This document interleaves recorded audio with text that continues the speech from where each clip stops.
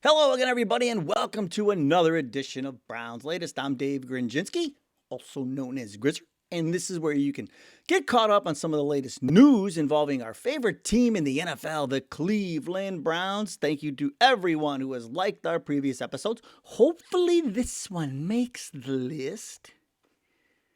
To everyone who has subscribed to the channel, all of you who have become members of the Browns Latest Dog Pound and who have gotten their comments into the viewer comment section. Thank you so much for all of that. Now, coming up on today's show, the Brownies are eating tea and they're drinking tea and eating crumpets right now in London. And we're talking turnovers today, though. No, not the ones you eat for breakfast. No, not those. We're talking about the ones the Vikings are having a lot of trouble generating so far this season. There was ever a week for the Browns defensive line to go off and have a sack attack, this would be the week. If Kevin Stefanski doesn't run the ball 50 times this week, I am going to lose it. And then in the viewer comments, why? It is actually a smart move to keep Shedeur at QB3. And I thought this was a really good point. Stick around for that. But first, this is a history-making game for the NFL because on Sunday, Dillon Gabriel will be the first rookie to make his debut, his first career start in the NFL in an international game. So Dillon Gabriel will be in the record book. So the Brownies will have that. We're setting a record on Sunday.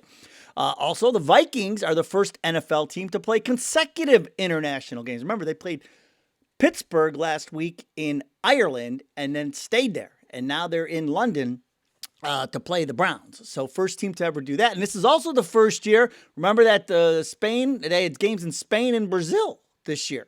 And so this is the first time that the NFL hosting regular season games there in Spain and Brazil. So a lot of firsts with these international games, and they're not going away, folks. These international games are going to be around forever. I do like the 9:30 games. It's awesome because you have that takes you sit there, you watch the 9:30 game, you make your bets, I love that. I love that part of it.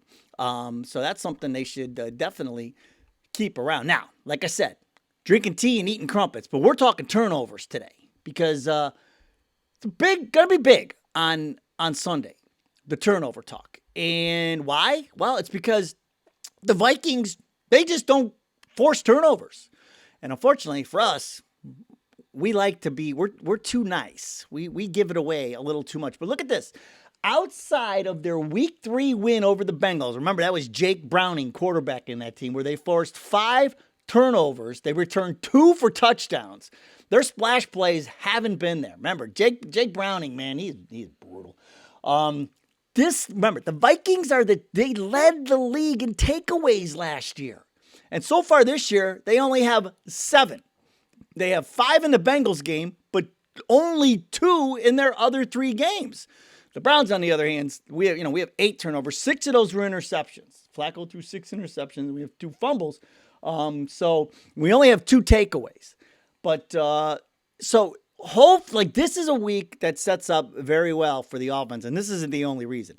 The Vikings having trouble generating turnovers, so with Dillon Gabriel in there, that bodes well for us. But on the flip side, we've got to take care of the ball, and I'm sure Coach Stefanski will set up the Flying Hawaiian to win. So this is good. And I know we talked about yesterday, Brian Flores going 5-0 against the rookies last year. But the more I dug into this, the more I feel like this is a really good week to make this move and start Dillon Gabriel. I have some more things for us to talk about, like this. Not only should we be able to limit the sacks on Dillon Gabriel, but the Browns defense should be able to go nuts. Because listen to this. Minnesota has 11 sacks so far. That's tied for 7th in the league with the Browns. But now Denver leads the league with 15. But here's the thing. Vikings insiders say that their defense, it doesn't feel like it's been able to tee off on their opponents this year, which is good, which is what we want. Flacco took 9 sacks in 4 games as the Browns starting quarterback. But with Dillon Gabriel in there, you get the mobility factor back a little bit. He's not the fastest guy in the world. We told you. Like, you can't, it's hard to even dig up a 40 time on him because he's so slow.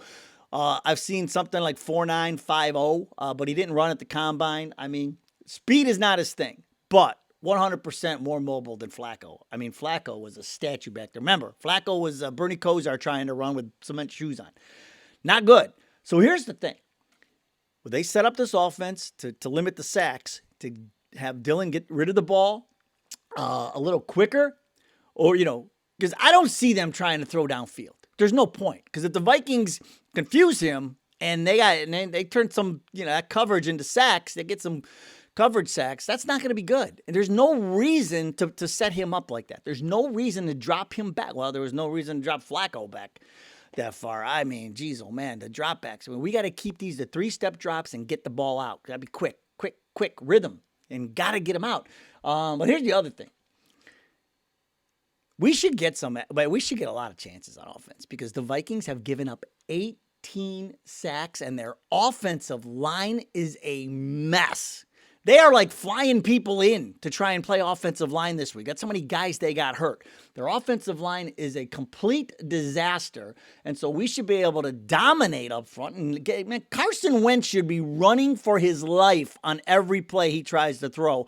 And, I mean, we still have the number 1 rush defense in the league. We only give up 70 yards a game. And so we should be able to dominate this offense that the Vikings are going to try to throw at us on Sunday, and hopefully play from ahead with the rookie quarterback. That's what I'm saying. Like this really sets up well to start Dillon Gabriel this week. Here's another reason. We should be able to run the ball all day. Here, take a look at this graphic.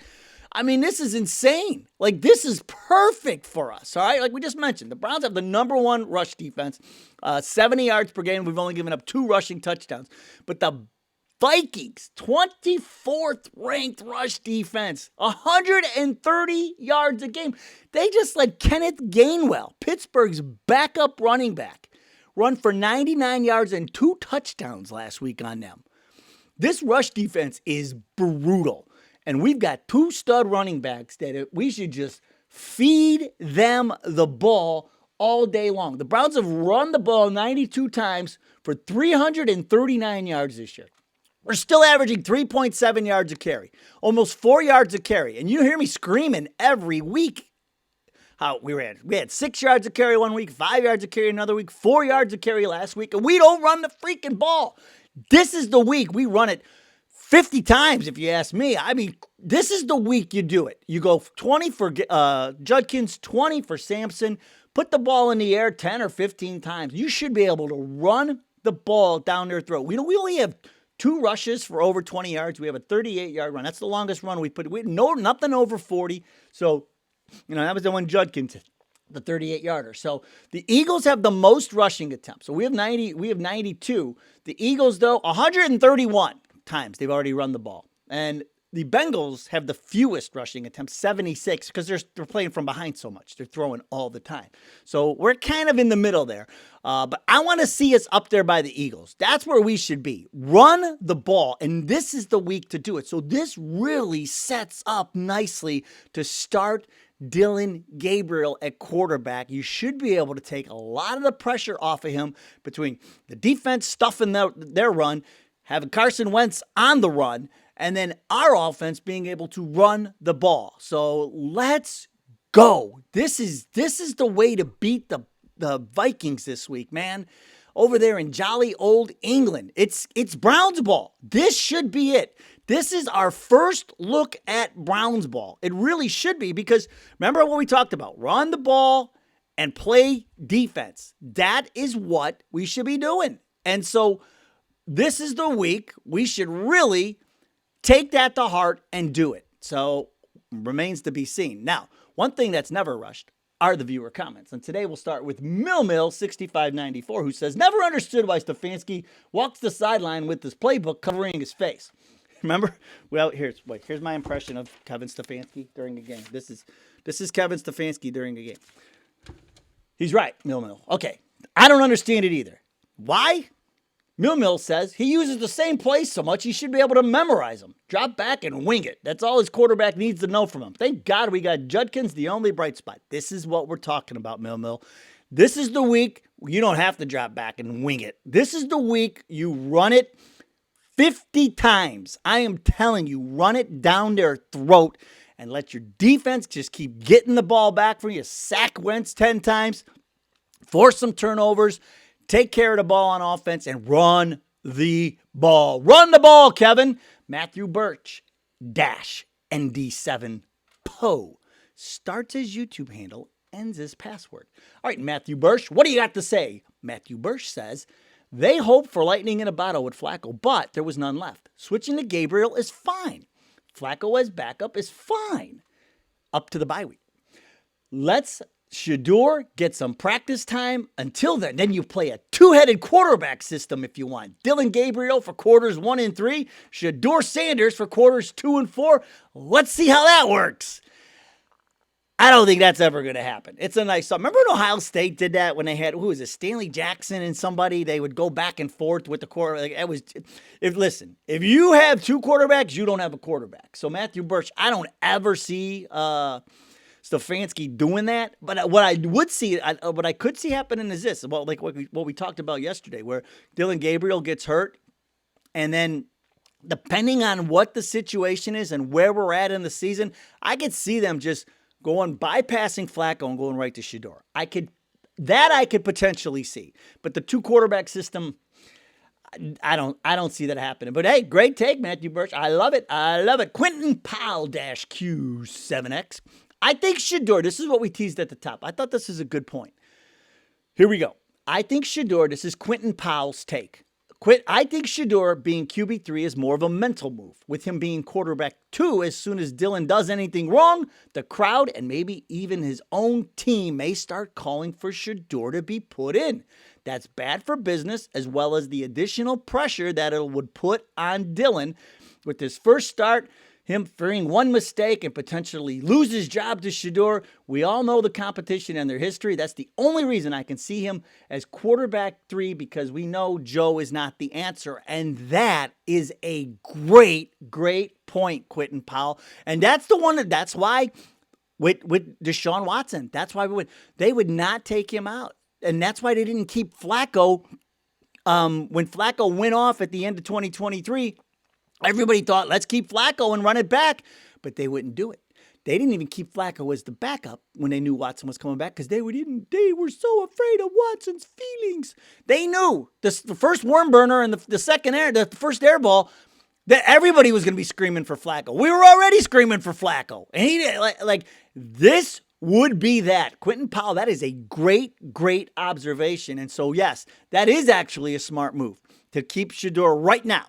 For at least the first few games, keep him at QB3 to keep some of that pressure off of Dillon Gabriel. Because if he starts throwing picks or those balls start getting batted down, look out.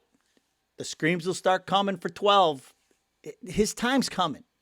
So don't just still have to be patient. But Quentin Powell, that was a great point. One with TD Mayday, who says, and I think he's right, nothing to worry about on Sunday. Carson Wentz is horrible. The Browns defense will eat him alive and will turn the ball over 3 times this week. Gabriel will throw for 2 touchdowns and probably run for another. I think Judkins and Sampson could run for a touchdown each as well. This sets up very well for us. I mean, and the only thing that I'm not sure about is, wasn't it an advantage for them to stay over there, to go from Ireland to England and play? Just because, they're acclimated, Does that give them any type of advantage? That's really the only outlier here. Because if you look at it on paper, the Browns should dominate this game. We are good at what they are bad at. 100%. So this sets up really well. I'm really excited. I think you already know where my bold predictions are going this week. I don't even need a prediction pen because this is really setting up well for our Browns, and this could be the jumpstart we need for the rest of the season. Like I said, the season is not lost. At 1-3, the season is not lost, and you dominate out over there in London. Then you get to come back and you go to Pittsburgh and you dominate them because I think they stink too. So, and we just keep rolling from there because then we get a bunch of cupcakes. The Jets, the Titans, we got a bunch of cupcakes come Miami. Like, it's going to be fun to watch Tua play Tua 2.0. That'll be a fun game, right? Gabriel against Tua. Tua and Tua 2.0. It's like twins. So that'll be fun too. All right. Positive vibes now. Let's go. We got to get the positive. It took us until the end of the week to get the positive vibes back, but we got them. Let's go, baby. Here's the ball. We're barking. We're going to be barking every time the Browns sack Wentz, and they're going to be playing the song every time Judkins runs into the end zone and Sampson runs into the end zone, and then we're going to hear that 5 times on Sunday because they won't be able to stop us. I feel it. I feel it. All right, that's going to do it for today's show. Thanks so much for joining us. Go Browns! We will see you next time.